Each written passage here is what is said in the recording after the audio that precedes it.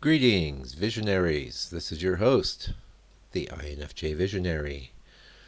And the topic of today's broadcast, I guess, is narrative. And yes, I did just watch a video from Ren. I think his last name's Cortini.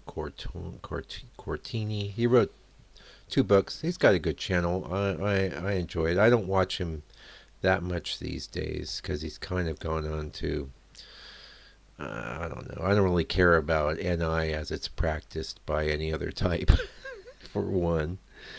It might be smart to broaden your. In fact, I can definitely see that when I look at videos. Oh, we'll get the INTJs and the INFJs together. We'll just talk about NI. Yes, those can be valuable videos, but we're very different. I don't get much from, the sort of lessons you might be trying to impart to an INTJ. They're very different. That's all I can say. Yeah. Anyway, let's talk about narration, though, because I think he made some great points. And one of those was how we are meaning creation machines. And now every human has a need for meaning, I believe. In a lot of cases, it doesn't go that deep, though.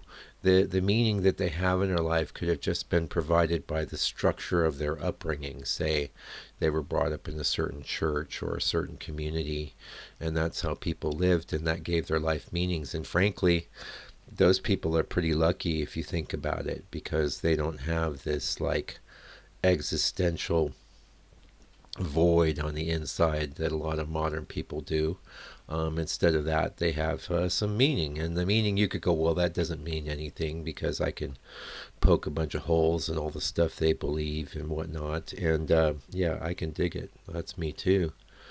Even though I can poke holes in just about any concept or methodology, I still am constantly seeking meaning and applying meaning to various activities in my life and the structures of the world around me.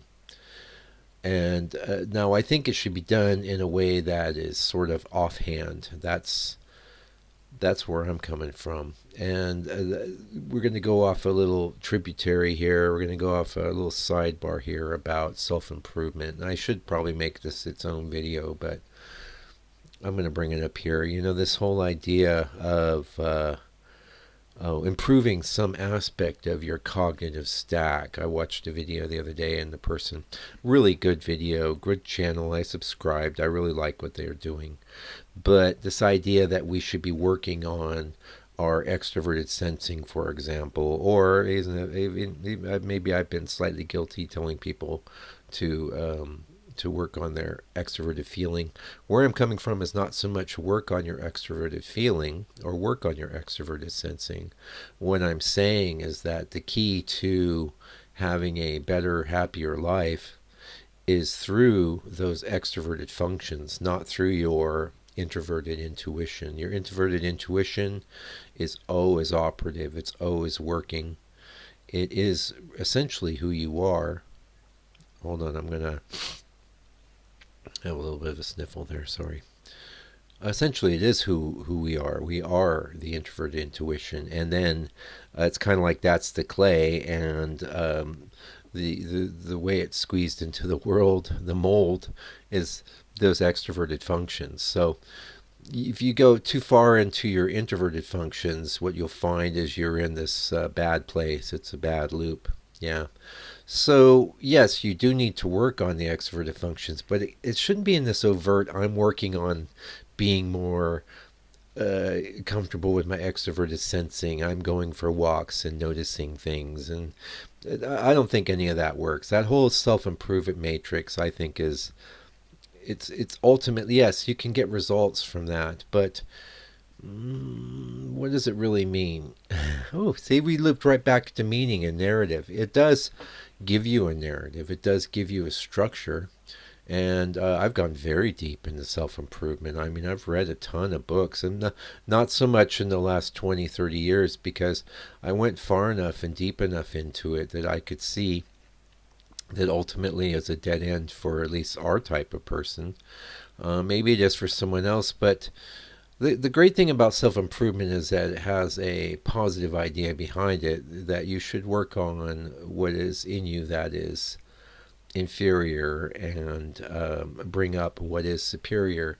And who knows, maybe it's Carl Jung himself that's responsible for the idea of self-improvement, because what else is individuation other than an integration of your strong capabilities and your weak abilities, right? So yeah, but where I'm coming from is more a place that if you're going to get overt, it's kind of like this: oh, I'm going to get into shape. I'm going to get up every morning at 5 a.m. and go for a jog. And the first morning, the alarm goes off. It's 5 a.m. and you're saying, screw that, man, I'm sleepy. That's the kind of thing I'm talking about. Whereas you would. Well, I'm not the guy to give you fitness advice. I'm reasonably fit for an old guy, But yeah, being an INFJ, I'm barely in my body. I just use it to get me from point A to point B. Let's talk more about narrative. I do think I really loved his video so much. It was very short, but I have to give him credit for pointing that out to me, and I think that's valuable, and that's one of the things I try and accomplish with my channel here. There's a couple things I try and accomplish. One, I'm just a human being like you. I'm just another INFJ, and you can listen to the stream of NI coming from me and maybe find an echo in you, or you can just go, wow, another human being, thinking about this, he's talking about that, and we're in, we're out, and maybe we gleaned an insight. Maybe we heard something we needed to hear. Maybe that was the thing that helped move us into a better place. And that's where narrative is. It's always about moving us into some other place from where we are. That is what narrative is. Narrative is movement, and we need to be moving. You can't be stationary or stagnant, and that gets right back into the extroverted functions. So if you find you're in this like stationary, stagnant, meaningless sort of existence, it's because you've eliminated so many options from your life that you're a bit immobilized. And that's one reason why I'm telling you to go outside, just start engaging with people, because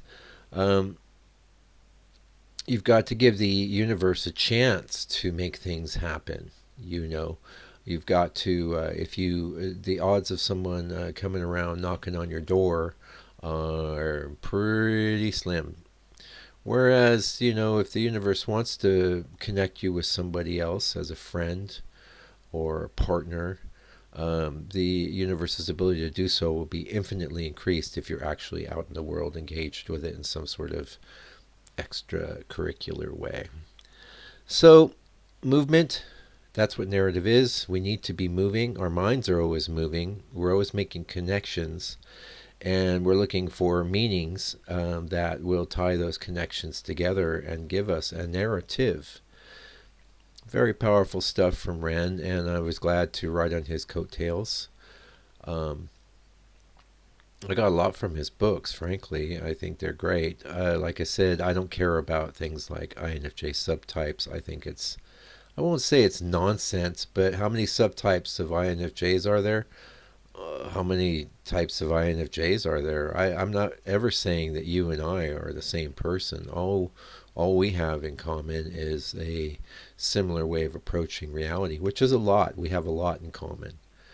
We have a ton in common. Also, you don't get to run across too many people that operate like you, where some of the other types, they're constantly swimming in water that other people love swimming in. So that's another good reason for this channel to exist. And I'm all about the narrative. I've come into writing later in my life, but I'll probably be writing books now until I am gone, and including the INFJ book. It's probably going to happen too. We'll see.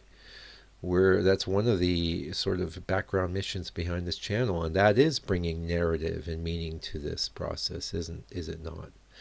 Anyway, thank you for joining me today. Hopefully you got something from watching or listening to this video, and until I do come back, do me a favor, Just keep on hanging in there, INFJ.